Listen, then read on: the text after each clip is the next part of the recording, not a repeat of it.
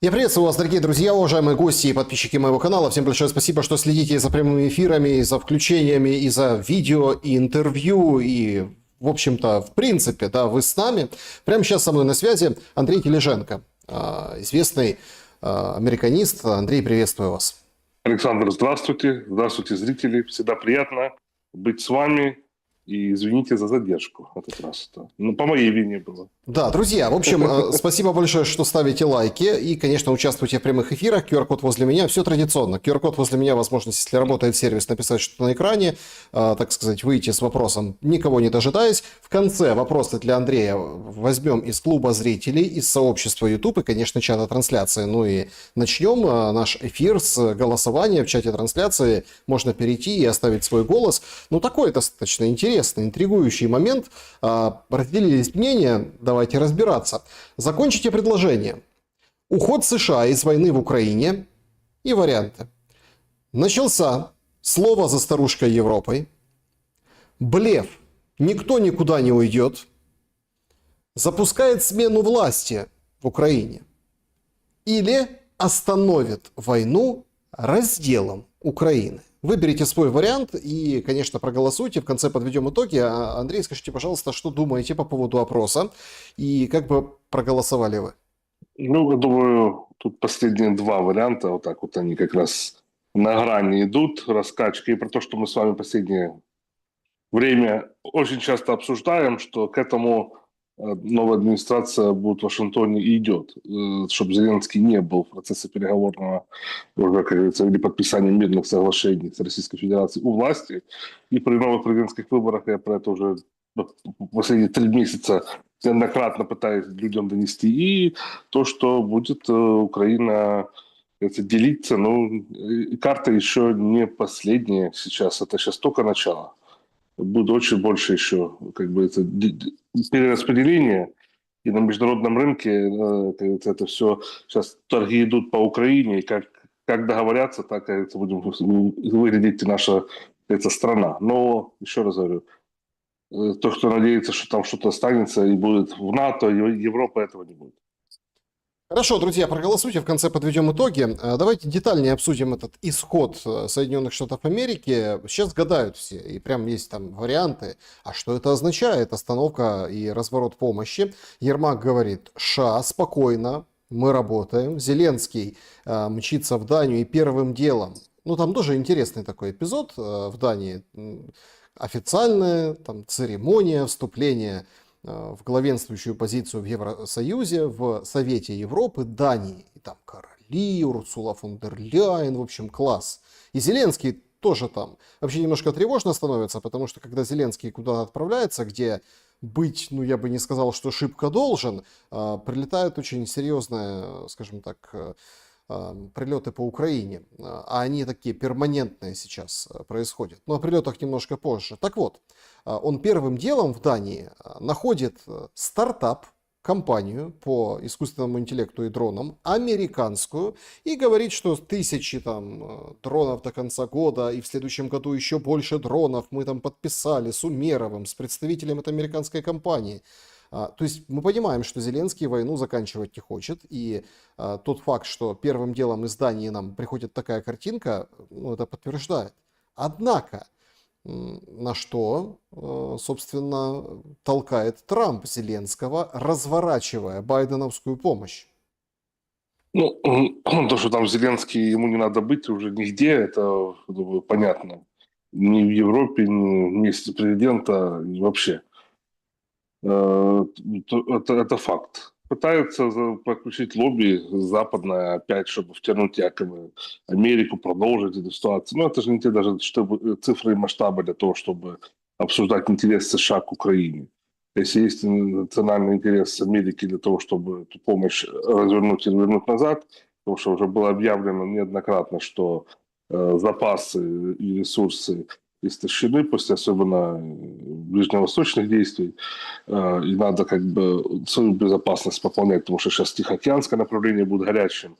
Филиппины, Тайвань, Там это все будет сейчас разворачиваться в таких масштабах довольно быстро и агрессивно, может быть. Глубоко Соединенных Штатов Америки сильно же готовы рассмотреть и рассматривают вариант вывода войск НАТО с Евросоюза. Ну, стран НАТО, тут это территория Евросоюза, которая находится. Так что тут это все совокупность, то, что там Зеленский пару где-то дронов у кого-то купит из-под тяжка и там из-под прилавка, как это говорится. Но это несерьезно. Типа его кто-то убедил, что это будет лобби. Ну, может так. Пусть убеждает его дальше. Это нам на руку. Он как бы в этом и быть, уйдет в это и бытие свое. Так что Америка сейчас, она уже не первый раз это останавливала, эту помощь. Ряд действий были еще до этого, так что тут не можно сказать, что это уже все. На этом как бы может быть полный конец. И как бы это первый шаг.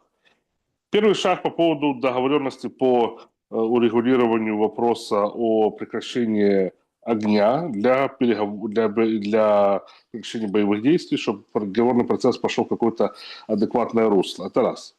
Это на что настаивала Российская Федерация. Если это так оно идет к этому процессу, что Америка не будет поставлять, пока будет прекращение огня, там 30 дней, 60 дней, оружие на Украину, и Украина как бы должна будет остановить набор, мусификацию, или, как говорится, баронизацию уже там в некоторых народах, это у нас в слоях народа обсуждается, то это будет как бы первый шаг к тому, чтобы начать диалог по мирному процессу.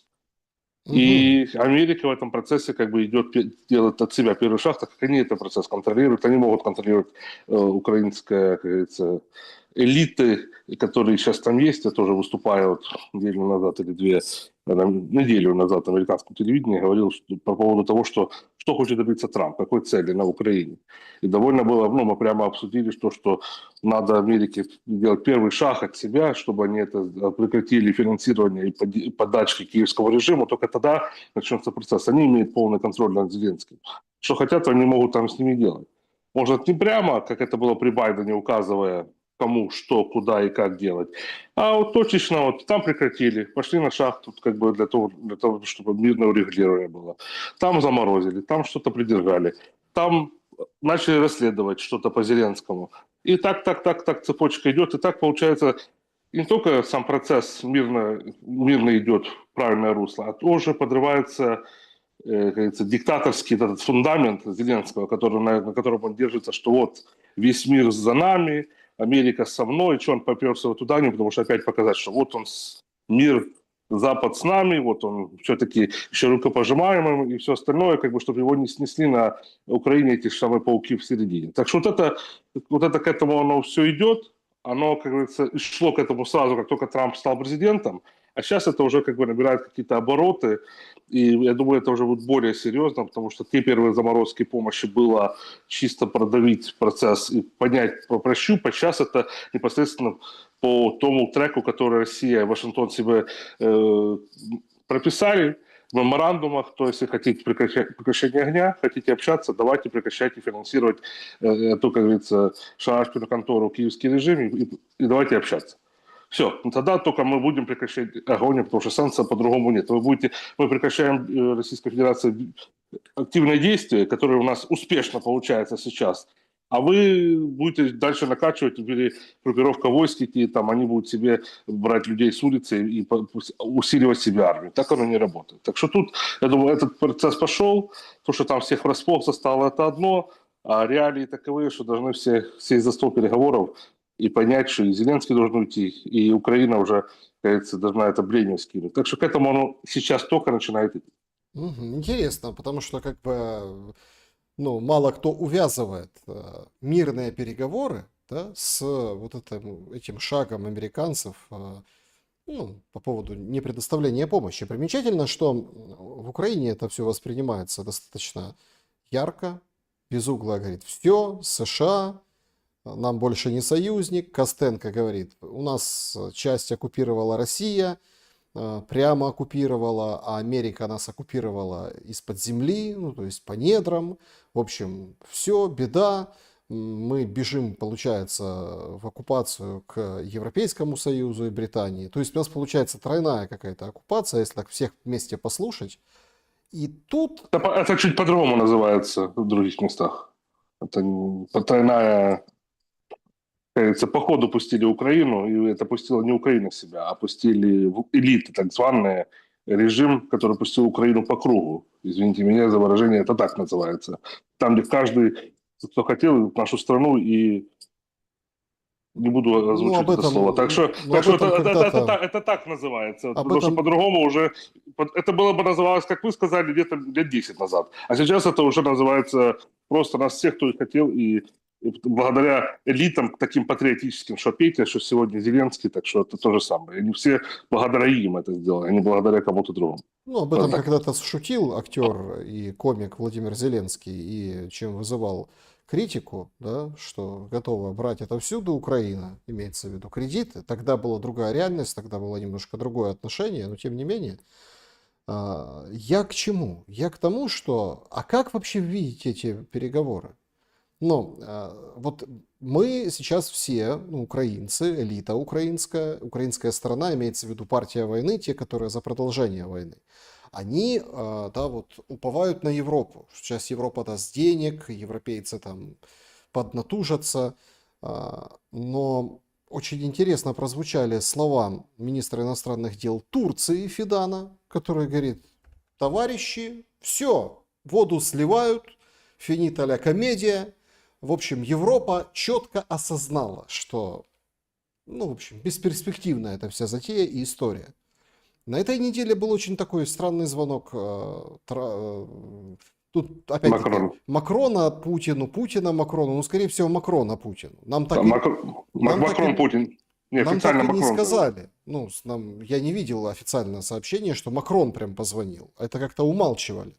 Не, это было официальное подтверждение, что Макрон набрал. Там именно и Демонт подтвердили, и потом Песков подтвердил, что это была инициатива со стороны Франции, исходя из того, что вопросы были по ближневосточному регулированию, и ракеты, баллистика дальности, там, по которой может бить по французским объектам. И Макрон хотел обсудить это с президентом Владимиром Путиным. Вот. Ну, погодите, а Украину в каком контексте А обсуждали? потом, а потом уже и Украина добавилась в этот процесс. Это была инициатива, как бы обсуждения этого разговора, которая плавно перешла уже потом и в вопрос Украины в конце разговора.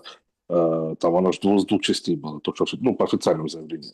Сначала Иран, Израиль и баллистика, которая там Франция была стурбована, как говорится, у нас тем, что они могут ударить по военным объектам в Франции, там, на Ближнем Востоке или Африке. А потом... Так вот суть вопроса. Так, а Европа когда будет давать отворот-поворот? Европа, надо же понимать, в Европе надо такой внешний враг продолжения этой темы, потому что они еще не готовы политически это осознать, плюс глобальное глубинное государство, которое сейчас бежало с Вашингтона, ну, большая его часть села в Лондоне, ну, она всегда там была, но они как бы укрепились в Лондоне, Париже, и сейчас оттуда ведут свою деятельность, пытаются все равно как бы не прекращать вот этот процесс войны. То же самое там Билл Браудер, это новый Сорос, то же самое Заросня, там, и все эти организации неконсервативные, не консерваторы, которые хотят дальше как бы накачивать и зарабатывать на войне, там, какие-то миллиарды, это чисто личные уже заработки. И плюс политический процесс, который Европа не может сейчас пока сказать своему внутреннему гражданину, который, что война проиграна, и вообще нам надо было сюда не ввязываться. И вообще, что мы ввязались сюда? Экономика разрушена, внутренней Европы имеется в виду. Северный поток подорван, никто непонятно кто и почему и как. Там кто-то говорит, это Украина, кто-то говорит Америка. Ну, я думаю, Америка с Украиной. Ну, администрация Байдена с какими-то, как говорится, подставными лицами с киевского режима. Так что вот это... И потом они не могут это объяснить своим гражданам, почему и как. И плюс они хотят получить часть пирога. Они понимают, как это сейчас будет дележка, какое-то что-то будет... Ну, Америка что-то с собой делит с Россией по Украине, там, ну, по всему миру, и по Украине непосредственно. И они тоже хотят в этом принять участие.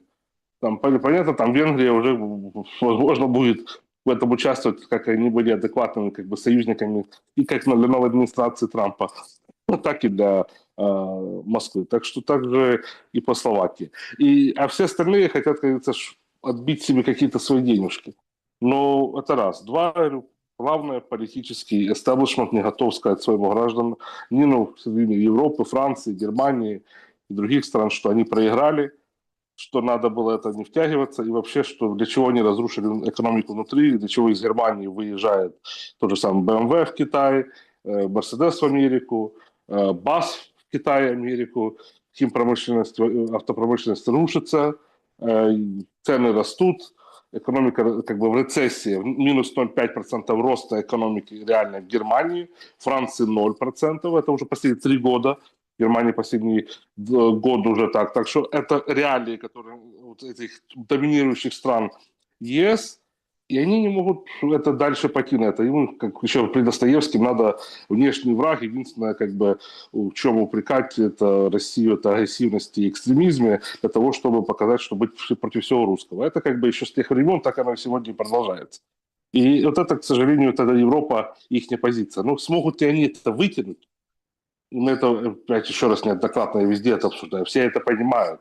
Европа выкинуть этот процесс не может. Максимум это может быть guerrilla warfare, партизанская война, саботаж каких-то процессов, подрыв переговорного процесса между Вашингтоном и Москвой, что они вот это пытались сделать это все время, наускивание Трампу каких-то идей непонятных про что и как бы чтобы вот показать, что Россия враг, Зеленский хороший и тому подобное. Вот это была их роль. Эта роль сейчас будет отходить на второй план, потому что Трамп тоже понял, что так дальше дело не пойдет. Плана непосредственно самого урегулирования процесса по Украине как такового не было. Он надеялся, что как бы тут с подключением всех остальных сторон это как-то урегулируется. Сейчас он понял who is who, то есть то, как говорится, и дальше будут вести свою игру в национальных своих интересах. И как про это мы говорили, смена власти режима на Украине, мирное подписание, временное правительство, и потом, как говорится, идти к выборам. И вот этот весь процесс уже потихоньку запускается, и надеется, что его не сорвут вот эти как бы вояжи Зеленского в Европу, чтобы дальше усугубить процесс.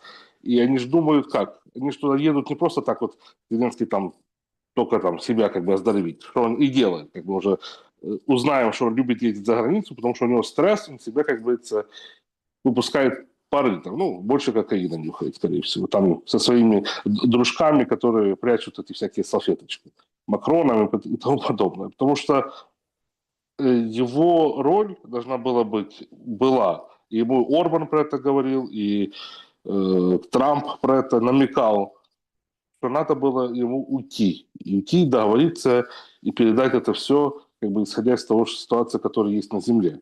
И все понимали, что ситуация уже на земле, первые 1,5 года войны уже как бы Украина проиграла.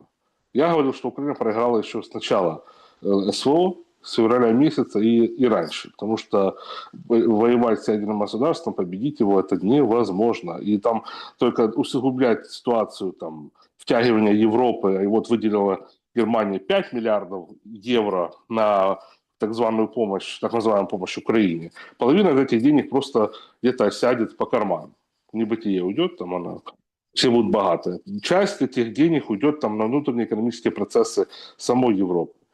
Какая-то, возможно, часть дойдет до того же фронта. Хотя мы видим, что так к фронту ничего реально не доходит. Военные покупают, ну, то, что я общаюсь с большинством, да, там что-то, какую-то форму выдают, какие-то это стандартное мундирование это, а реальное, чтобы войну вести, все тактическое, это все это, они покупают за свои зарплаты. И это реалии, которые есть, которые то, что на земле. И плюс надо понимать, что месяц войны Российская Федерация тратит больше $1 миллиарда. Это только на военные действия.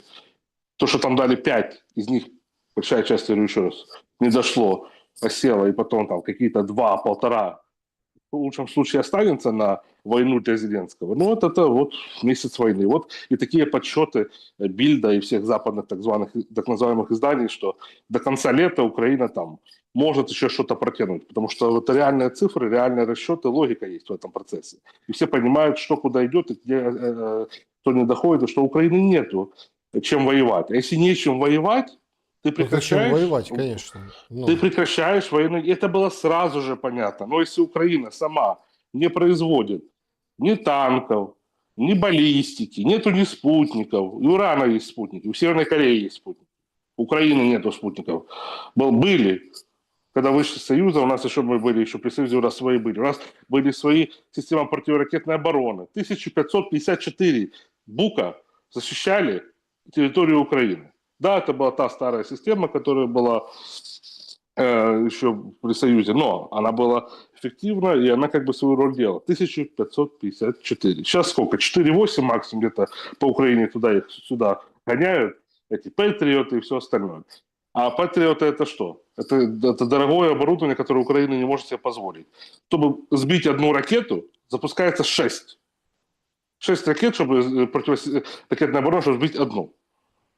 И вот, как говорится, эта цифра уже там 50 миллионов, и Ну, ты опять-таки, потратил. это, знаете, как тут такая история, это такая скучная аналитика, да? Ну, это аналитика, ну, исходя из этой аналитики, можно разбираться людям Но я хотя хочу, бы по фейкам, что им пропаганда какая промывается. Вот мы перемагаем, мы перемога, но если нет этой возможности своей страны даже физически это обеспечить, не экономически уже, не политически, да, тем более у нас нелегитимный президент, это тоже все понимают.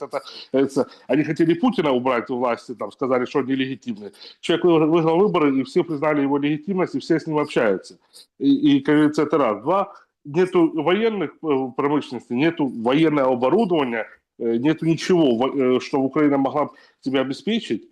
И чем это раз? Это на сегодня. А что будет завтра, когда Украина, как говорится, если ее оставить саму по себе, вот, все закончат, если Россия просто захочет сказать, пишут с ним, мы оставим те территории, которые есть, вот это вот та огромная часть, пусть Европа ее забирает. А Европа скажет, а мы не хотим Украину.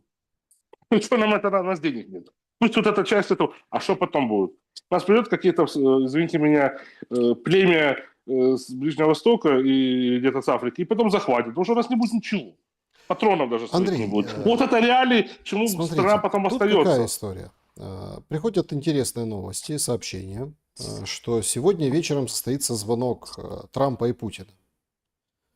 Хотя бы завтра. Нет, сегодня. Завтра Зеленского и Трампа. То Трампа и есть Путина, все. тут такой очень интересный момент. Значит, есть ну, там целый ряд инсайдеров, опять-таки им очень сложно доверять, однако, в принципе, исходя из того, что вы описали с точки зрения ну, понимания процессов, то наверняка все прекрасно понимали, что Трамп помощь закрутит. Понимали это на Банковой, прежде всего. Это одна статья в Политико, да, чего стоит, и там по инсайдам прям хотели уволить Буданова, Ермак на стены лез, рвал и металл, говорил, как это возможно, как это допустили. Понимали это, внимание, и в Кремле, вот это очень важно. И, конечно, это понимали в старушке Европы. Собственно, поэтому Макрон и звонил Путину, да, ну, как бы, вроде как про Ближний Восток, но там не совсем. Еще один такой очень важный момент, что вот этот, ну, скажем так, звонок, да,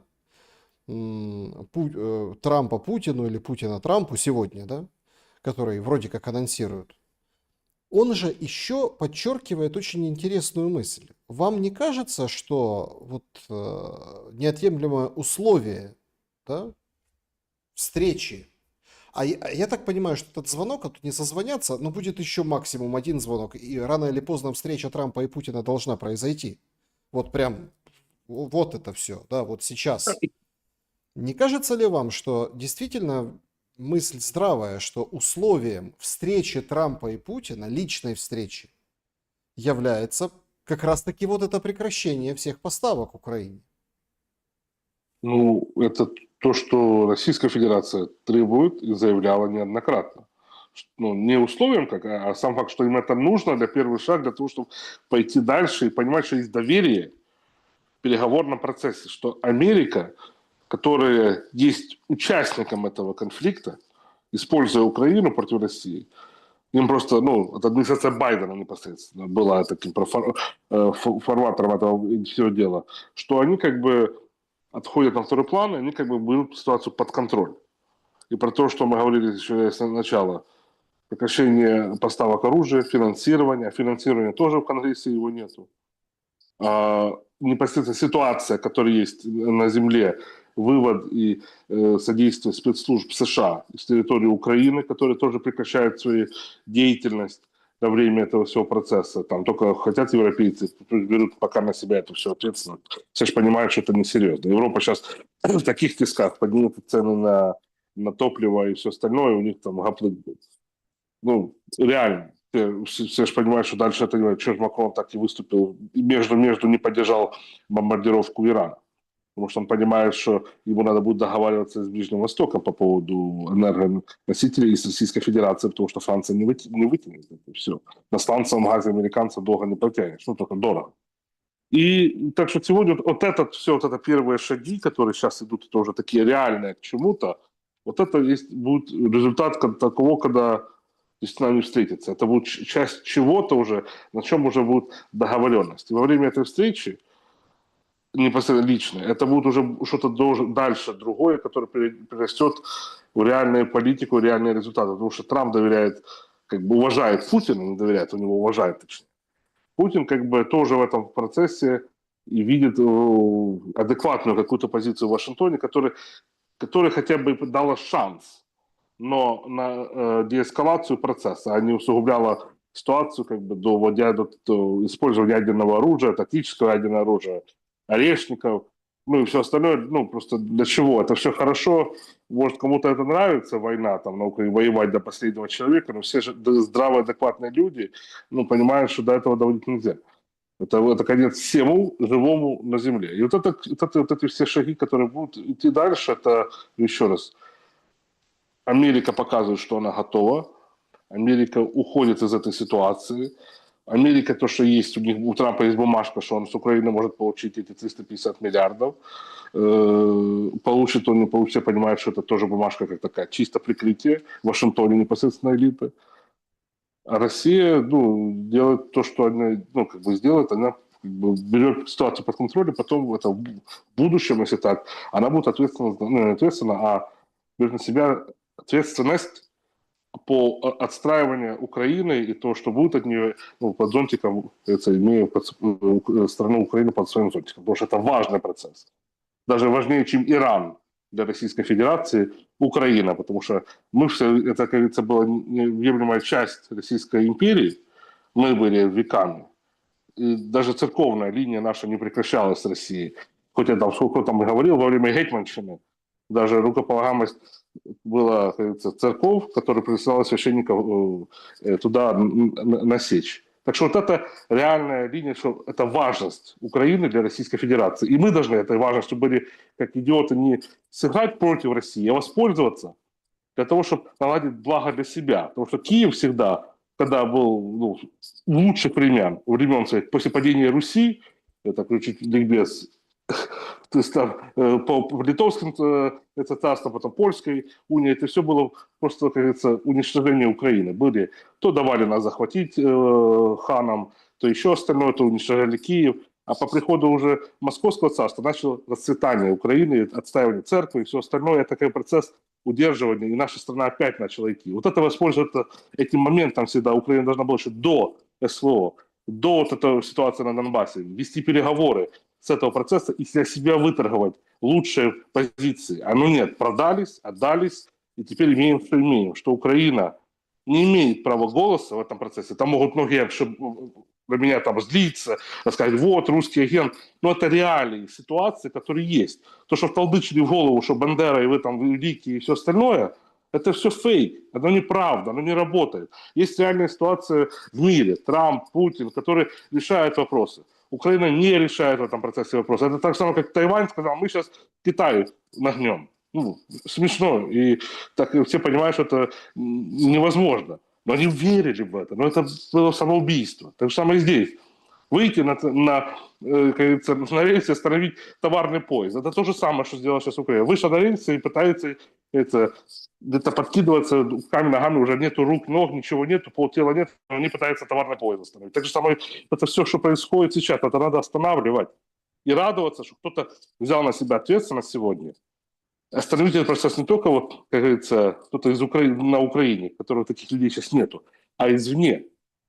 Тот же самый Трамп, который готов на это пойти и договориться, и решить свои вопросы, и оставить Украину в покое. Вот это как бы главное, потому что я тоже американцам это говорю. И публично им говорю, когда выступаю на телевидении, говорю, оставьте Украину в покое. Как только Америка уйдет из Украины, вам будет хорошо, потому что это уже вы показали, что вы проиграли. и нам будет хорошо, потому что мы сможем договориться с Россией, что и как будет у нас, и к чему мы придем, к какому-то коэффициенту общему, где мы можем найти какие-то интересы. Вот это самое главное, к чему надо идти. И то, что сейчас это делает Трамп и Путин, в надежде, что сегодня будет такой разговор, и в надежде того, что в будущем будет такая встреча. Я общаюсь с американскими коллегами, их настаиваю прямо, надо, чтобы была встреча личная с Путиным. Трамп должен лично услышать, и будет, чтобы будет так объяснено, что это будет, он поймет, что же происходит реально, потому что телефон телефоном, и то там более открыто идет разговор. А при личной встрече это будет реальный результат потом после этого, и довольно быстрее все пойдет, закрутится. И, ну, многие просто, как мы говорили тоже в прошлых эфирах у вас, блокируют такие встречи. Но сейчас, я думаю, этот процесс сейчас пойдет в адекватное русло. Да, нужно сказать, что, ну, если верить записи Трампа в своих соцсетях, то уже 9 минут, как они говорят, Трамп и Путин.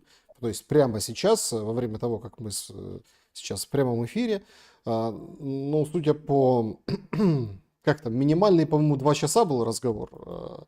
Ну вот, один был длинный, а другой был... Это те, которые публично освещенные разговоры, что они действительно. Хотя мне кажется, что их было больше, еще и вот сразу после вступления в должность Дональда Трампа. Ну да ладно. Вопрос в другом заключается. Вот тут же очень сейчас тонкий момент. И я хочу, чтобы вы как-то тоже прокомментировали и дали прогноз. Окей, действительно, например, исход Соединенных Штатов Америки – он соответствует Стамбулу. Ну, предположим. Ну, или вот этим договоренностям, как бы, ну, Стамбул как инструмент, вы поняли, то есть договоренностям, что поставки вооружений прекратили, то есть, алло, Владимир, говорит Дональд Трамп, я прекратил поставки оружия, все, садись за стол переговоров, прекращение огня, потом там личная встреча, хочешь на троих, хочешь Зеленский, Путин, потом дальше дорожная карта, как это все выписывать, чтобы условно там было все легитимно. Предположим, что это так. Но тут же возникает очень важный момент. Российская же армия двигается вперед. Остановится? Ну, это вопрос к российской армии и главнокомандующей Российской Федерации. Это раз. Ну, пока процессы полностью не пошли как говорится, пока процессы еще идут, поставки, это то, что первые сигналы мы слышим вчера, это то, что заявила публично, это нам все. Идет разведка на данных, что-то еще доходит, оно будет все идти дальше. Пока это будет полностью, не приговорят, не остановятся, не договорятся, что вот действительно вот оно так и есть, и Россия тоже поймет, что Америка не блефует в этом процессе, потому что тоже надо понять. А может, это такая тактика, что вот тут типа не дадут, а потом там сделают то, что дадут еще в 3 раза больше. Ну, образно. Все же понимают, что тут есть доверие, но доверия до конца нет, потому что каждый уже себя, ну, кажется, тем более Запад провел непосредственно последние лет 10, обманывая Россию и по Минску, по формату, и по госперевороту, там подписал документы с Януковичем и все остальное, мы помним эти все процессы. Даже их подпись ничего не стоит на Западе. Так что тут вопрос того, что как это будет все идти, исходя из реальных результатов. Это же не только мы видим по поставкам оружия. Тут будут сигналы по снятию санкций, которые уже есть. Вчера было снятие там с ряда финансовых учреждений Российской Федерации, Газпромбанк. Ну, там не шибко санкции сняли, там, давайте так, сирийский пакет, российские банки. В общем, есть разрешения какие-то, ну, в общем, расширения. Это первые шаги к чему-то, это раз. По Венгрии тоже, ну, там Венгрия уже непосредственно пролоббировала, чтобы их там вопрос по санкциям по их энергообъектам тоже был снят и по Российской Федерации. Так что шаги эти идут навстречу. И еще будет, могу сказать, еще будет больше снятия санкций в протяжении этого лета. Если это будет идти, этот процесс дальше в том направлении, которое есть, оно будет еще, это только начало. Будет еще, и еще, и еще, и еще. Так что вот это не все вместе, как это все думали, вот одним пакетом, как вот эта Европа любит пакет уже в пакет и только докладывать. А эти будут, наоборот, частично, исходя тоже Америка смотреть, как Россия будет действовать, снимать этот процесс. Потому что еще, это же не только по Украине вопрос. Это вопрос глобально, что происходит в мире, надо смотреть. тому же Ирану, как это все происходило. Это все было видно. Ну, и тут, и как говорится, когда страны работают в своих интересах, тоже видно. Тот же самый Иран и Израиль. И когда, да, тот же самый Израиль показал, как он суверенный, не суверенный свою позицию. Но в то же время они, несмотря на это, в своих интересах остановили, чтобы не было усугубления процесса. Здесь, на Украине, другая ситуация. И Трампу это было трудно понять, что есть такой себе якобы Зеленский и его, свора, и которые, как говорится, творят чудеса, ну, в плохом смысле этого слова, и на Украине, но они не действуют в интересах государства и своих же людей. Им начхать на людей, ему это было не понять. Так же самое думаю, как и части элит правительства Российской Федерации, что они не понимали, когда вели переговоры с тем же самым Зеленским, после уже года прихода его к власти, что эти люди не думают про... Ну, это было, как говорится, понятно, все хотят заработать. Ну, это такие есть политики, все где-то зарабатывают, это... но не было такого, чтобы просто тупо начать на людей, и просто никто этого не мог понять. И Россия поняла в какой-то момент, потом Америка сейчас начинает продупляться, извините меня, поняли, что Зеленский, как говорится, человек, который думает про себя и только это, его может, как говорится, заставить сесть за стол переговоров. Исходя из этого, начали, как говорится, уже действовать по-другому. Так что тут мы будем смотреть, как это будет идти. Россия действительно идет полным ходом и по запорожскому направлению прорыв есть, и в Днепропетровскую область зашли уже, как говорится, и вопросы, говорю, там по суммам, то, что там Украина говорит, что где-то кого-то удерживают, придержали, ну, какими, извините меня, вопрос, какими силами это удерживание происходит. И сколько людей погибло, как мы уже, есть цифры уже за первый это, период 2025 года, почти по 270 тысяч погибших в ВСУ. Это только за этот период на начало 2025 года.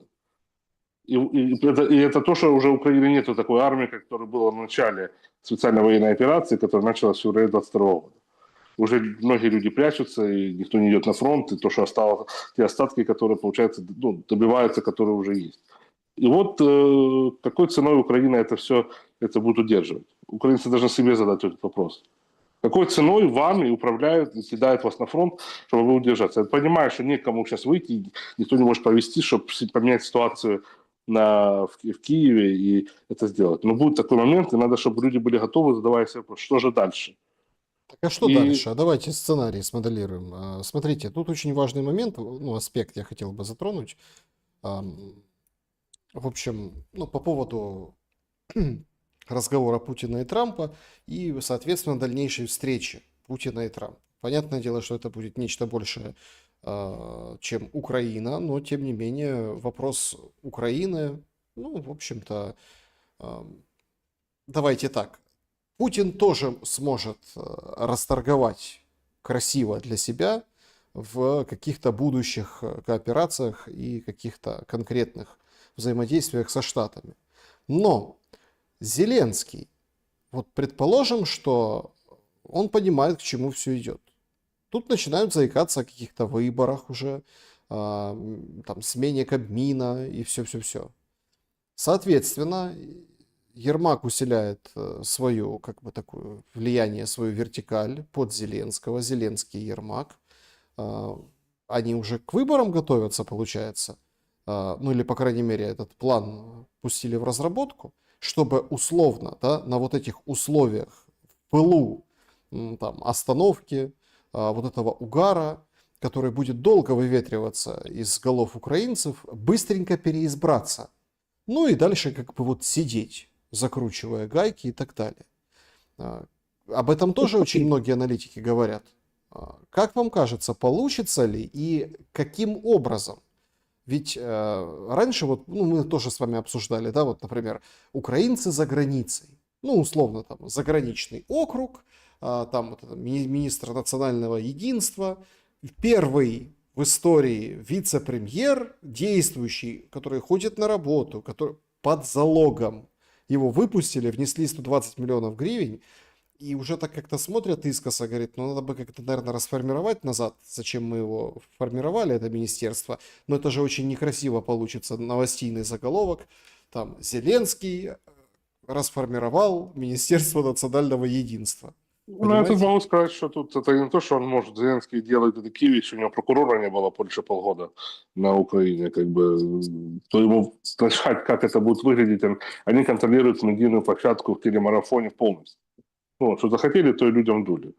Захотели, что оно красное, сказали, а реально оно там вообще бесцветное.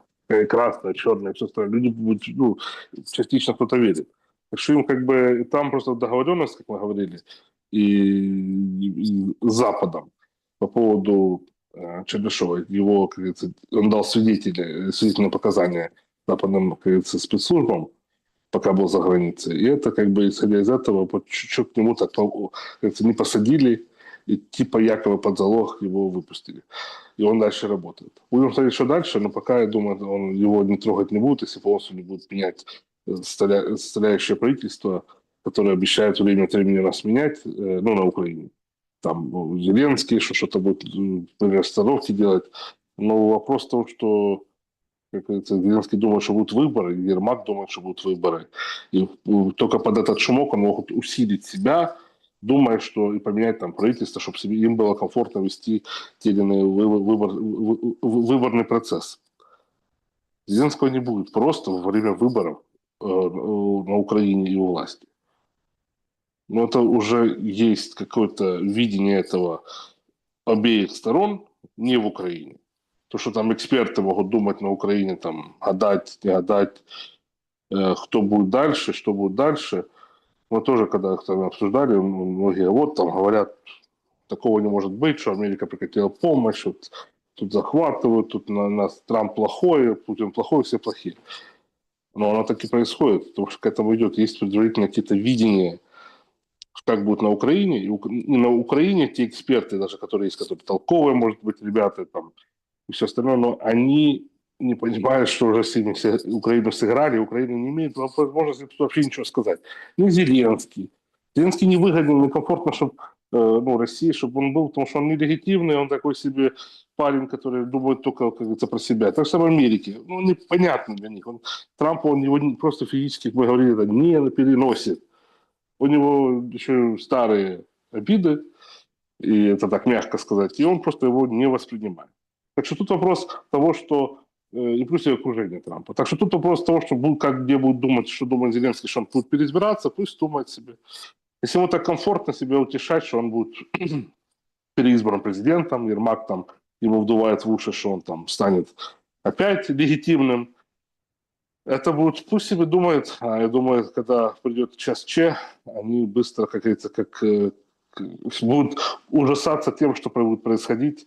И это нам на руку, ну, обычным гражданам. Потому что такие, извините меня, животные, которые пустили под откос страну, должны понести справедливое наказание. Так, а давайте сверим часы, подождите, по поводу сценария. Ну, окей, встретились, договорились. Дальше что? Ну, голосование в Верховной Раде, новый спикер говорит, значит так, раз, два, теперь я ИО, Зеленский закончился. Вот в эту сторону Да. думать. А тоже сценарий, мы же про это тоже говорили, я уже пару месяцев назад рассказал, там был фамилии вкидывались, и кто может быть. И это к этому идет. Этот сценарий уже был отыгран на Украине после госпереворота. Так что тут довольно просто. И этот сценарий провел выборы тоже. Просто тут выборы будут не в течение 3 месяцев, а выборы пройдут в течение там, 6-8 месяцев образно. Такой ставятся временные рамки, чтобы довольно обезопасить ситуацию, чтобы оппозиция могла принять участие. Почему Польша сегодня заикается, или там пару дней назад заикнула Сикорский, что чтобы, не дай бог, не пришел прорусский кандидат. Они же понимают, что происходит. А будет не прорусский кандидат, а кандидат, который будет за мир и нормальное отношение Украины и России. Уже Украина не будет как это делимая часть. А мы назад вернемся в лоно нашего, как говорится, развития, и все. Там, где будет выгодно нашей стране, нашим людям, и там, где будет выгодно нам экономически дальше развиваться. Ну, Не про русский, не про американский должны быть кандидаты, или кому-то это должно быть не нравиться. Это все хорошо, что там поляки себе думают, ну, или там еще кто-то где-то думает. Но должно быть так, что это было выгодно Украине. Хотя бы первый раз за 30 лет, чтобы кто-то пришел, чтобы кто дальше строить Украину. Вот это, или там, что от нее останется, или то, что там будет на той территории, кто будет координировать эту территорию. Как это будет уже формироваться надежда, то, что будет все-таки независимая та часть государства останется, которая будет содействовать с нашими, как говорится, братьями с Россией, белорусами, там, бывшими странами СНГ и все. Вот так вот. К этому вот это сейчас сценарий рассматривается, что не будет просто как захвачена как-то территория, будет областью. Вот это позитив в этом я вижу. И не поляками, и всем остальным. Но они видят, что будет происходить. И вот почему такие сигналы подают. Потому что к этому оно для них это неприемлемо. Они сколько сюда вложили, и они от этого, получается, потом могут ничего не получить. Ну, какой-то аппендикс могут им там вкинуть, как бы, Львовщину, там, Галичанщину, вот это все, вот это, чтобы они этим занимаются. И то это сейчас идут дискуссии. Надо ли вообще это отдавать полякам? Так что вот Андрей, это видение, что будет дальше по Украине такое. ИО, выборы, оппозиция принимает участие. Та, которая оппозиция, нет у нас прорусской или это. У нас вообще земля вся русская по писанию наших еще монахов Киево-Печерских. Это русская земля, все. У нас будут те выборы, которые придут те люди, которые могут обеспечить и дать возможность выбора гражданам развития адекватного государства, которое будет в интересах людей работать, а не себя или каких-то элит за границей, или за океаном, или еще где-то. Вот это, в первую очередь, такое должно быть видение. И люди должны уже начать про это думать. Они все привыкли в Америке, в Москве, в Пекине, еще остальное, туда шарахаться с одной стороны на другую. У нас, как всегда, у нас вот это меншовартість, вот это украинская, такое вот это хохлядское предлобузництво, сразу все бігати, ой, то лишенько, то сразу тут подлизываться и все остальное. Нет, надо уже должна быть нормальная своя позиция. И сейчас есть шанс такое быть. ну, хорошо бы, хотелось бы, конечно, но, знаете, Зеленский же может крепко упереться, и тогда вот эти, тут все говорят, Симпсоны пророческие, а там есть такой мадам госсекретарь 15 года, ну, фактически там описано, что там этот герой, президент Зеленский в лесах Западной Украине с отрядами, вот его пытаются поймать, ну, вот это как бы, ну, шутки шутками, но давайте, если... Это Madam Secretary, это не Симпсон, это сериал Madam Secretary, да. Да. И вы знаете, я вам так хочу сказать, Андрей, ну, это, конечно, там художественный прием все, но если Зеленский упрется, у него же есть вот эта отрицательная легитимность, то он может абсолютно как бы эти планы ломать, да, о которых там вы говорите. Он может задержать их на время, а у него нет силы их поломать. Ну, что у него есть? У него, если вообще ничего не будет вокруг него, то чем он будет? Своими деньгами рассчитываться? Никогда они свои деньги не пустят, вплоть до того даже, чтобы держать от себя власть. Что у нас всегда Жадные, бывает? да, там жадные, там знали еще с Жадность 95-го, погубит фраера. с Вот оно 95-го квартала знали, что они жадные, ну, ребята. Да, Ну, он за доллар, он за $100 там такие вещи делал людям в бане. Это уже когда-то другая, наверное, должен быть эфир такой после полуночи. То там интересно будет, чтобы люди тоже услышали, какие форти он устраивал только за копейки. Это раз. То, что реально, у него погубит просто его жадность, и он не удержится у власти, его миллиарды не спасут. Он подумает, что будет все хорошо, ну просто какой-то час наступит, когда он будет не ожидать этого прихода, и они потом просто не будут нас что делать. Нет чем удерживать. Если было бы у Путина есть власть, у него вертикаль власть, страна есть, система, там да. Там не могли победить, расшатать это все, и он как бы, Россия в этой ситуации победила. Она не дала сломать себя за 3 месяца, как было интерес Запада, раздробить Россию, получить какие-то части ее.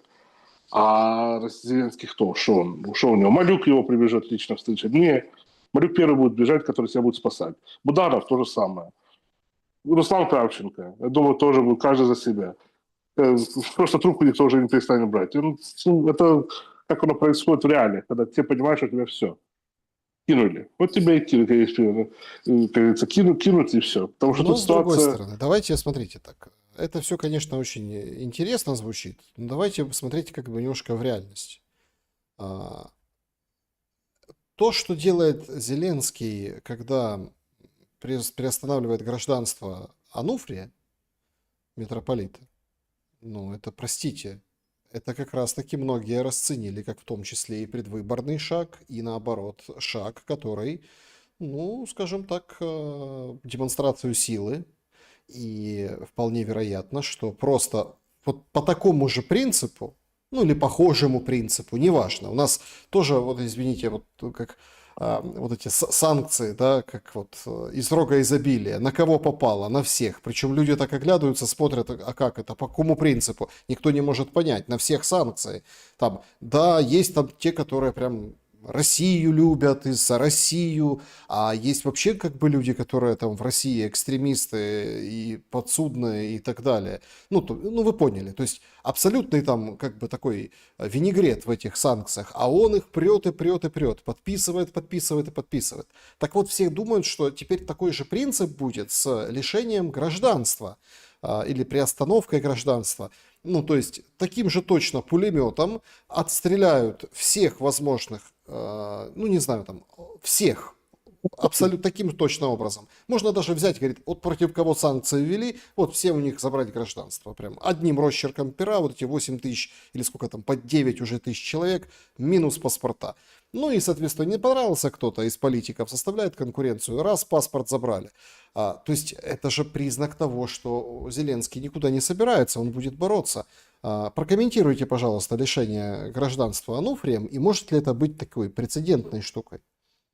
Ну, это, во-первых, не, как говорится, не силу показывает Зеленского, а показывает его психи, загнанность в угол и непонимание ситуации. Потому что это нарушает не только как бы законы Украины, это нарушает и международные там законы как бы международного общества, которое как бы нельзя так делать, решать просто кого-то там. Если есть вид на жительство, это одно.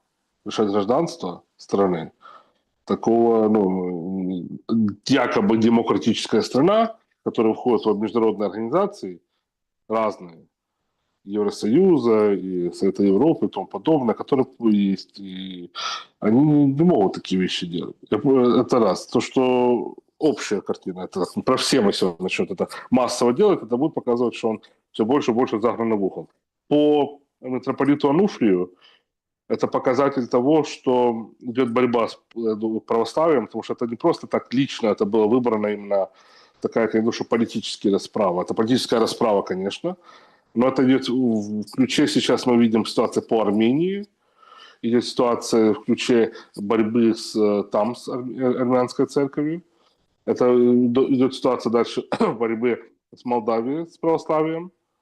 Идет ситуация в ключе в борьбе с православием на Украине. Это отдельный трек, это отдельно то глубинное государство, которое и спецслужбы, те американские еще за времен Бреннана, Обамы, Нуланда и всех остальных, которые пытаются вбить клин для будущего войны, гражданских войн на территории бывших стран СНГ и там, Российской империи, которые уходили в ее состав. И вот именно по церковной линии, потому что как Россия считается страна, которая оберегает православие и вообще оберегает христианскую веру, и они как бы национальная политика у них такая.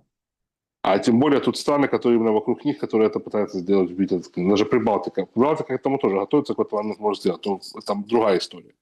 Но вот это сейчас, это идет в линии этого. По митрополиту Ануфрию, по почему вот это все и шло уже долгим процессом. Украина одна из первых стран, которая пошла на этот путь. Армения сейчас очень быстро этим путем будет сейчас также идти. Потому что Пашиняна поддерживает то же самое Нэнси Пелоси, то, с кем общается то же самое Зеленский. Те люди, которые накрутили его, чтобы он против Трампа начал быковать в овальном кабинете, те же самые ведут сейчас Пашинян и Санду. Та же самая так званая диаспора армянская в Калифорнии, которая сотрудничает и очень тесно работает группа с ЦРУ. Так же самое вот эта бандеровская диаспора Украины, которая тоже с ЦРУ работает. Вот, ну, вот это ведет эту линию по церковному процессу. И Запад таким пытается путем, если даже они когда выйдут из Украины, чтобы на будущее тут был, как говорится, клеился такая конфликт на будущее какой-то момент, как это было по Югославии. Они еще все-таки попытаются этим добить. Вот это через православную веру и вообще через церковь христианскую добить ситуацию и пытаться расширять ситуацию вокруг России и вокруг тех стран, которые близки с Российской Федерацией или могут быть близки в будущем, как Украина. Ну, назад вернуться. Так что вот тут чуть-чуть тут оно взаимосвязано с Зеленским и его психами по гражданству. Но это линия отдельная, которая идет, просто отдельный есть протокол, И есть отдельная работа, идет по именно этому направлению. Я про это уже говорю на Russia Today неоднократно, и эта моя информация подтверждается в разных государственных ресурсах, там и в США и России, что вот это направление, к сожалению, было запущено по Украине. И оно со созданием этой фейковой церкви ПЦУ, этой секты, и так же самое вот это сейчас кстати, в других странах бывшего Советского Союза, и те были страны, которые части Российской империи. Вот это оно к этому пытается сделать Запад, еще сделать такую пакость в конце. Ну, не лично Трамп, а те люди, которые в спецслужбах, которые все-таки ведут свою линию, у них есть цели, чтобы потом все-таки оставить какую-то проблему, которую можно потом опять сделать войну, раздробить страны, как они это сделали на почве конфликта религиозного в Югославии и раздробили эту всю большую страну в центре Европы. Так же самое и здесь. Так Значит, что в тут эти, это отдельно, это мое видение, как оно есть, оно сходится с той информацией, которая с да, официальных в эти ресурсов минуты подается. прямо сейчас, значит, над Киевом шахед, по нему ведут стрельбу, и опять прилетело в Одессу. Причем прилетало уже, ну, раньше немножко, да, и, собственно, там по порту ударили, там разгружали что-то, и, в общем, туда как раз был прилет. Сейчас опять вроде как порт, это вот в эти минуты, мы в прямом эфире, поэтому вот таким вот образом все происходит. Но сегодня очень интересный такой момент. Сегодня стреляли в ТЦК Полтавская шахедами. Несколько попаданий, прям все удивились двум вещам. Ну, во-первых, самой тактике уничтожения ТЦК. Сразу вышли на марафон военные, эксперты говорят, это чтобы сорвать мобилизацию. Ну, в принципе, они недалеки от истины. Если мы вот проговорили, и в эти минуты сейчас Трамп и Путин беседуют, и есть условия не поставок вооружений и мобилизации, ну, скажем, бусификации принудительной отмены, то это вот может вообще выглядеть как, ну вот, да, то есть бьют там по судам с возможным, или там даже не то, что там по судам, по местам, где возможно, мы не знаем точно, но вот у них есть информация, что там может быть или сборка, или чего-то еще, вот туда и стараются бить, то есть как бы выполняя это условие. И выполняют, получается, сейчас начало, все фиксируют, что это может быть началом кампании ударов по военкоматам. В сети разделилось мнение, хотя, понятное дело, эмоциональная реакция Украины, как собака Павлова, украинец, то есть, допустим, думать мало кто привык, все как бы на эмоциях. Но парадокс, эмоции такие достаточно, ну, мол, так им и надо этим ТЦКшникам, потому что, ну, вообще последнее время оборзели. Хотя там, если так трезво подумать, что ТЦК это там не совсем военные, причем сообщили, что два просто военных, а два военных ТЦКшника погибли в момент этого удара по Полтавскому областному ТЦК.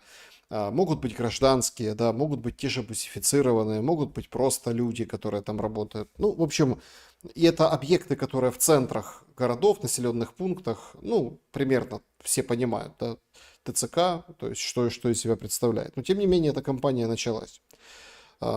Как вам кажется, далеко ли пойдет Россия? Это вот прям план уничтожать ТЦК? Ну, нужно смотреть, что они хотят. Они бьют по тем объектам, которые, как говорится, им выгодно бить. Но, говорю еще раз, та же самая баллистика стоит немалых денег. И просто куда-то бить по зданию, Не, где... там не баллистика, там шахеды, Ну, простите, и баллистика, и все шахеды, немножко то так, есть... и все немножко так даже заподозрили. Понятно, что конспирологические подозрения, но простите, как Ну, это через всю Полтаву пролетают шахеды, 3 штуки в одну точку, и никто их как бы не сбивает. Вот ну, все во-первых, я говорю, это все изумились. стоит все равно денег, просто так куда-то бить хаотически, это никто не собирается, это раз. Так что есть какой-то в этом план. И Путин неоднократно заявлял, что Украина должна прекратить бусификацию своего населения, напор для того, чтобы это было еще с прошлого года, он это публично неоднократно заявлял. Так что будет ли это кампания по удару по ТЦК, но то, что украинцы поддержали это, я понимаю, те люди, которые, извините меня, их как скот гонят на убой, я вот общаюсь непосредственно с населением, то, который действительно там страдает от этого всего, человека, вот его взяли с улицы в Киеве, с улицы через Голосиевское ТЦК провели и на ДВРЗ отправили. Заняло это все вместе там до часу. Он пошел в ЛК за 30 минут. Все. якобы прошел. И его сразу на ДВРЗ, там решетки это, и потом вагоны, как скот, вот этот при Голокосте, везут туда на фронт. Вот это реальное событие, то, что происходит сейчас по Украине. Если это как-то остановится, говорится, будут наноситься все-таки удары и туда тоже, чтобы людей как-то, как бы, тех же самых ТЦКшников мозг вправить, они же там, ну, не только людей берут, чтобы они отправлялись на фронт, там, свой долг обеспечивать, они же деньги там берут, они собирают доллары миллионерами становятся, кто-то в университетах, кто-то в ТЦК и все остальное. Так что тут вопрос такой, если это будет, может, это спасет украинцев от того, чтобы это их остановили эту кампанию. Если это будет массово, если это будет просто какие-то как бы там ударили, может кто-то там в этом здании находился. Будем смотреть, как это будет все развиваться. Россия просто так никуда не бьет, как наши там телемарафон любит говорить. Если удар наносится, он наносит удар по тому объекту, который надо. Если бы не было ПВО, который хаотически бьет и сбивает, когда надо, и бьет потом в здание, которое потом уже подтверждается, и Игнат этот говорит, и все, который спикер, что да, ПВО сбило, в Соломенский район тогда упало, еще там неоднократно, сколько таких случаев было, и все остальное. Тысячи. Было бы вообще гражданских жертв минимально. По сравнению с той войной, которая была между Израилем и Ираном, где за неделю больше 5000 гражданских жертв. Вот это люди ощутили реальную войну. Там действительно был убойня, пол Тель-Авива нету, там пол Тегерана нету. И вот это была война. Да, хотя она недолгая была, но вот это жертв было намного больше, чем сейчас это на Украине, которая за это 4 года войны гражданских. Так что тут вот эта ситуация, которая есть, будем наблюдать, как, к чему договорятся сегодня Путин и Трамп. И еще раз говорю, это хорошие шаги, что это делается. Зеленский еще раз себя показал, что он хочет воевать дальше. Он не готов идти на компромисс из-за того, что он потеряет власть. И, кажется, уже весь мир потихоньку начинает видеть, что же происходит реально на Украине. Что Украина, как говорится, это та страна, которая не хочет мира, это та страна, которая хочет войны. За границей уже видят по Украине эту всю ситуацию, как украинцы себя ведут, которые тут в Европе сидят, и как они себя как-то проявляют, и это перемога, а сами большинство отсиживаются, ну, те, кто выступает за войну, отсиживаются в Европе. Я выступаю не за войну. Вы не Нет, против они сейчас войны. начинают там хвастаться паспортами детей, там же и разное законодательство, ну, примерно, да, то есть там война идет 4-й год. И те, кто с 22-го, у кого-то там детки родились уже на территории Европы, у кто-то, ну, там, вышли в этот возраст, когда получать паспорт, там, да, им уже хвастаются паспортами, а вот смотрите, американские, испанские, там, немецкие, ну, то есть мы вот уже как бы с паспортами, поэтому тут тоже такой момент очень интересный. Ну, у нас же множественное гражданство.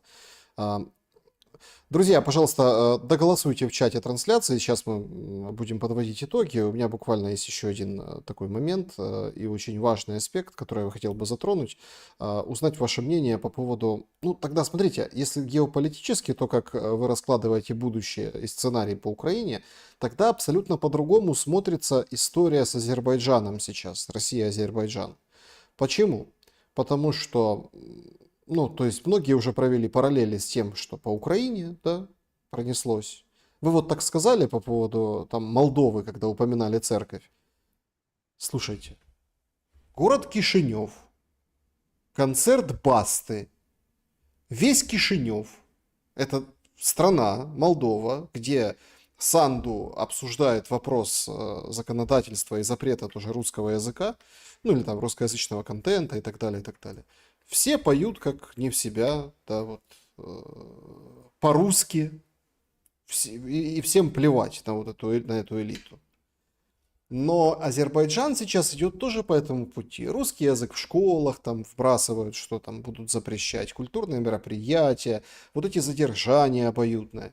Складывается впечатление, что условно британцы как бы понимают, что здесь все заканчивается, надо начинать в другом месте. Или нет? Да, есть попытка устроить второй фронт. В какой-то момент после окончания этих процессов на Украине, через какое-то время, потому что, ну, может, не сейчас вот прямо оно будет ежесекундно, ежеминутно, в этом году или там в следующем, а Клин поставит такую в будущих разных точках, где оно может вспыхнуть и в будущем сыграть свою игру. Это по Азербайджану там специфическая тема. там была задержка в Екатеринбурге именно реальных криминальных авторитетов. Ну, это было и по видео, и по фото видно этих людей. И сравнить тех людей, которые задержала азербайджанская сторона, ну, видно, когда человек айтишник, и видно, когда те, кто работает в студии. Мы с вами в студии не один год провели вместе, вы то профессиональном уровне, я как гость. Ну, видно тех ну, как говорится, пацанов, которые там были, которые видно, что они работают где-то с техникой какой-то, или с телевизионной, или это там же телеканал «Спутник», агентство, из него типа взяли ряд там российских граждан, которые якобы были там наркоторговцами, то ли ФСБшниками, и потом на весь мир показали. И там у нас на Украине радовались. Ну, Алиев, как говорится, тоже имеет... Он заигрывал с Саакашвили в свое время, долгое время, он же его финансировал. Когда Саакашвили еще приезжал там, к нему, там не только американцы деньги давали, а он как бы там, получал от Алиева еще свои там преференции и на лапу тут ему давал. Так что там есть своя игра, долгая игра уже с западными, как говорится, спецслужбами и западными ставленниками у Азербайджана.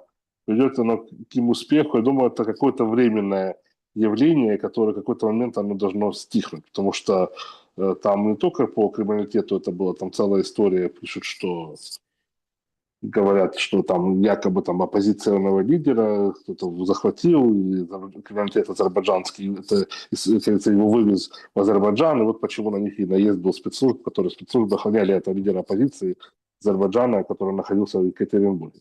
Так что вот эта вся такая история, которая, думаю, церковная история, более христианская, церковная, Пашинян, как вот себя ведет, более агрессивная и более долгоиграющая, может быть, чем Азербайджан сам по себе. Посмотрим. Всякое может быть. По Азербайджану там были уже случаи, что они и культурный центр закрывали после сбития там самолета тогда возле Чечни и тому подобное. Но тоже, как говорится, закрыли, а потом опять возобновили какие-то деятельность. По языку Азербайджан заявил, что они не будут закрывать русские программы. Это уже официальное было заявление. Так что идет пока такая вот игра на каком-то таком среднем уровне, которая вышла на геополитический. Это раз. Путина и Алиева есть контакт. Путин знает, что такое Алиева, Алиев знает, что такое Путин. Они могут между собой договориться, позвонить и решить свои вопросы. И Ну, вообще гуляет такая теория, что это вполне срежиссированная история. Ну, вот это же есть вкиды, что там по лидеру оппозиции, которого вывезли, эта вся ситуация, она срежиссированная, но там есть ей предыстория, которая была, она просто не такого масштаба, чтобы как церковная тема, которая может быть реально в клин в будущем. Тем более, что там Эрдоган. Эрдоган держится благодаря, можно сказать, удержался второй раз даже у власти от госпереворота благодаря Российской Федерации. Это тоже факт. И вот такие вещи, процессы, которые как бы происходят, они, то там можно это решить. Церковный, христианский процесс, когда Пашинян продается ЦРУ, Зеленский продается МИ-6, и Санду тоже продается всем, кому не попадя, и там пытаются именно религиозную тему убить, там, где в наших странах, там, где это очень важная тема. Потому что сегодня криминалитет, там, айтишники, это плохо, картинка плохая, но она решаемая. Церковная линия, это которая делается потом на будущее, на года, может закинуться такую процесс, что потом, я говорю еще раз, оно будет вспыхнуть очень негативно каких-то потом, когда уже ситуация наладится. Так что тут вот эта тема, более, которую люди должны сориентироваться. Азербайджан, я думаю, решит свои вопросы с Российской Федерацией, и Россия решит свои вопросы с Азербайджаном, там у них проблем с этим нету, есть диалог. Это главное. Когда есть диалог, все остальное решается. Да, друзья, подведем итоги нашего сегодняшнего вопроса. Они вот такие. Тоже мнения разделились, конечно. Закончите предложение. Уход США из войны в Украине. 14% начался, теперь слово за старушкой Европой. 20% запускает смену власти в Украине. 32% остановит войну разделом Украины. И 34% это блеф. Никто никуда не идет. Практически ноздря в ноздрю, блеф и раздел. Что скажете? Я говорю еще раз, Америка может сыграть то, что на этой теме, но я думаю, все-таки идет Трамп, есть его национальная позиция, он с этим и шел, прекратить войну, они с Украины ничего не получают.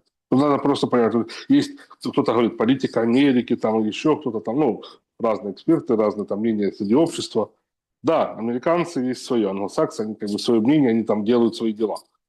Но есть сейчас национальная политика США, которой ну, выгоднее другие процессы, чем сосредоточиться на Украине, которые там уже ничего не получают, только отдают.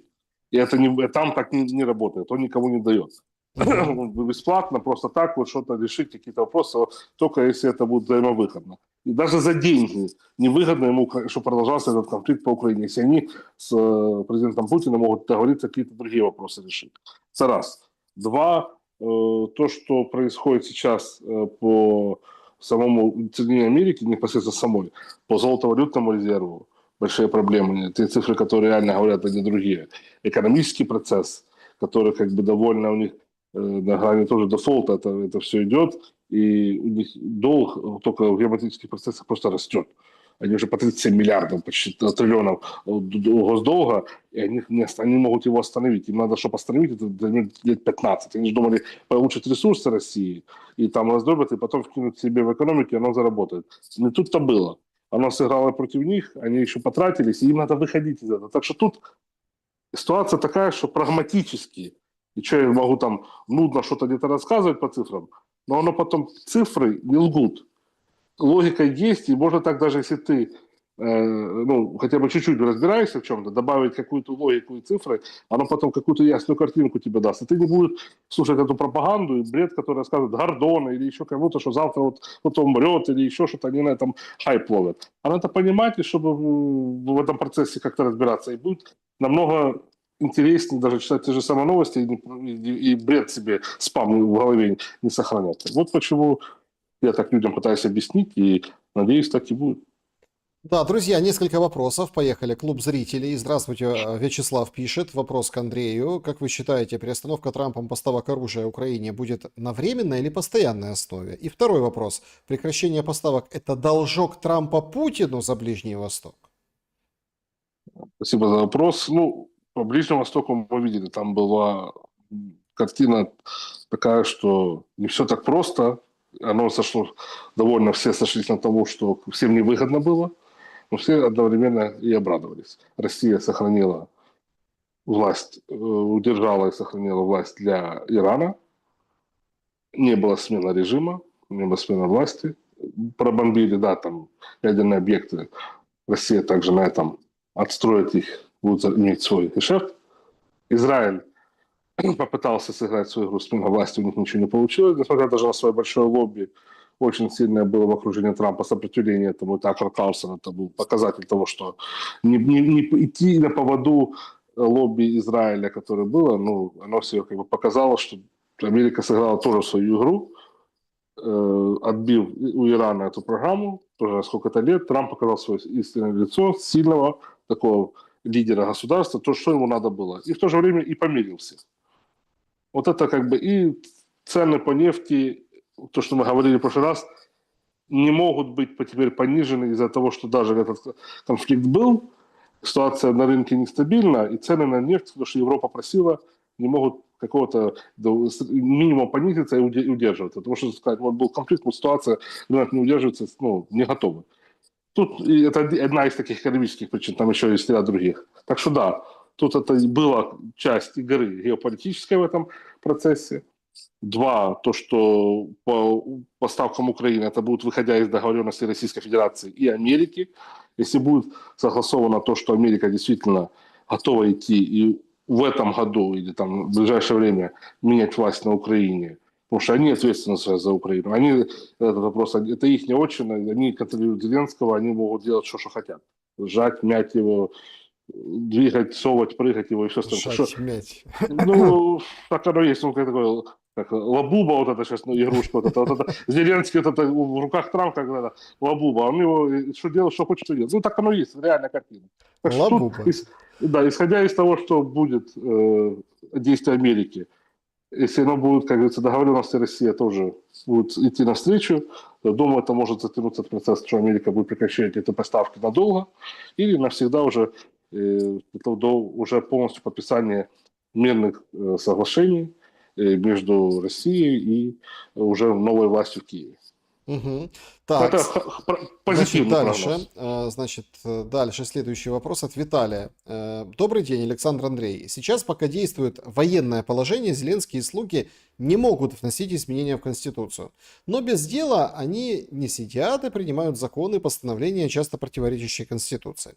Может ли так случиться, что как только военное положение не продлят, не дожидаясь выборов, власти так подправят Конституцию, чтобы выборы их вообще не нужны будут? Заранее спасибо за ответ. Спасибо за интересный вопрос тоже. Видите, люди глубоко у нас думают, это классно, это хорошо. Что они пытаются понять, что же будет дальше. И вот почему у вас, Александр, интересно всегда. Тут смотрите, они могут делать все, что угодно. Они могут делать все, что они хотят. У Зеленский может натворить, хоть тебя царем объявить, и это будет тоже в медийном пространстве, и та пресса, даже западная, которая его поддерживает, они могут это поддержать и сказать, это так оно и есть.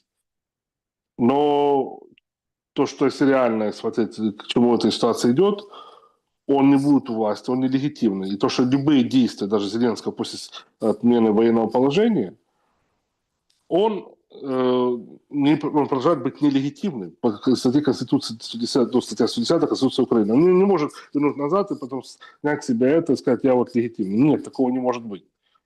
Я думаю, это будет не только как бы ситуацию подорвет мирный процесс, я думаю, это как раз взорвет ситуацию изнутри Украины, и те силы, которые еще есть, держат какую-то адекватность там, и контролируются Западом, я думаю, они уже выйдут на дыбы и пойдут делать свои дела и просто его сметут. Ну, те, которые даже прозападные все силы Порошенко, Тимошенко, Клички и все остальное, что на Украине, они это, не дадут ему это сделать, потому что они же тоже хотят сыграть, а им не дадут. И тут, как говорится, уже процесс пойдет, коса на камень пойдет, и они сами же его как пауки начнут съедать. Так что тут у него нет такой, во-первых, силы это сейчас сделать. Это можно было сделать в начале еще, когда там началась специальная военная операция, но сейчас у Зеленского ни медийной, ни западной поддержки, ничего нету такого, чтобы он мог сделать такие мансы устроить для нас всех, как говорится, всех украинцев, опять их насиловать Конституцию или законы и все остальное. Уже все, что делать незаконно, всю вертикаль власти, губернаторы, назначенцы, это даже прокурор генеральный, это все потом, как говорится, сведется на нет, если это, ну, захотите этого делать предъяву по-нормальному, по закону. А пока, как говорится, ждем, когда придет исполняющий обязанности президента, спикер парламента нормальный. Да. Вот, ну, и тогда будем видеть, как будет дальше законы развиваться. Чат трансляции. Наташа, Европа дает оружие Зеленскому. Почему не оглашают, куда это оружие прилетает? Или Зеленский продает это оружие? Но часть продает. Там есть люди, которые занимаются в его окружении, которые, как говорится, транспортировкой оружия в Африку и на Ближний Восток. Это профессиональные торговцы оружием, которые, как говорится, живут на Западе, связаны с Америкой. А часть, как говорится, то, что потом ведется по гражданским объектам по Донецку, Луганску, вот это показатель был Хаймерс и все остальное, которые вот это недавно были, и те же самые дроны, которые там запускаются с Украины, в основном куда они попадают? Ну, если попадают куда-то на военные объекты Российской Федерации, то ущерб там не такой, как бы, как там, подают в телемарафонах это все, или западной прессе. Уже все понимают, что потом ответ Российской Федерации намного сильнее за то, что Украина сделала, чем то, что Украина выпустила 1000 дронов, потратила на них образно $1 миллиард, как это даже в отчетах Inspector General, ревизора Пентагона, что пропали $1 миллиард на дроны, непонятно, куда они ушли. Вот, закупили за $1 миллиард дроны, которые реально стоят там 100 тысяч. И оно как бы дало, как говорится, свой показательный результат. Бьет по гражданским объектам специально, ущерб гражданским наносится сильно на той стороне, а реально Украина с этого ничего не получает, кроме террора и картинки, показать, что они якобы что-то делают. А часть продается и в карманы выседает. Да, не только друзья. Зеленскому, а и на Западе. Денис Смирнов, Лукашенко выпустил политзаключенных, а нашему потужному когда скажут сделать то же самое? Дубинский, Шевченко, Шуфрич.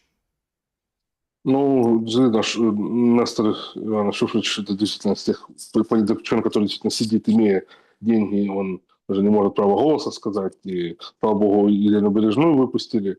Это как бы большой был прессинг не только как бы Ну, там из-за 3 ее- года мусолили ее Ну, по этому конечно, то, сезону. что там усорили, довели до... Шуфрича 1,5 где-то, да, ну, примерно. Ну да, просто я имею в виду, что Брежнев там она и в Объединенных Нациях про нее говорили, и как бы там очень был большой и то прессинг, и тот это 3 года заняло. Я думаю, как только этот процесс уже начнет сыпаться власть в Киеве, все политзаключенные, а их больше 23 тысяч, по данным Объединенных Наций, больше 23 тысяч политзаключенных находятся на Украине. Это за политические дела. Просто у кого-то кто-то там имел видение за Россию, хотя у нас один народ был исторически, это понятно, люди имели свое мнение. И их выпустят, я думаю, это все посыпется. И это будет к концу, ну, если до конца года, начала следующего года, может этот процесс пойти уже. Дай бог. Ну, давайте финальный вопрос, поставим точку в сегодняшнем эфире. Лина Вострелова спрашивает, мир выгоден любой? Мир выгоден такой, чтобы на Украине не было того режима, который есть сейчас. Нацистский, бандеровский, и который уничтожает наших, во-первых, людей, страну, который продался Западу, который уничтожает нашу православную веру и наши православные храмы. И, ну, пытается уничтожать православную веру, уничтожать православные храмы, сажая, как говорится, митрополитов и все остальное. Вот это, вот такую власть, мир такой нам не нужен. Мир нужен такой, чтобы было будущее для тех нормальных частей Украины, которые хотят мира. Те, кто не хотят, они будут, я думаю, пусть выезжают в Европу, за границу, никто не держит, никто их не будет никуда сажать. Но власть должна ответить за свои злодеяния, это факт. А люди должны нормально жить, это тоже факт. И такой мир нам нужен.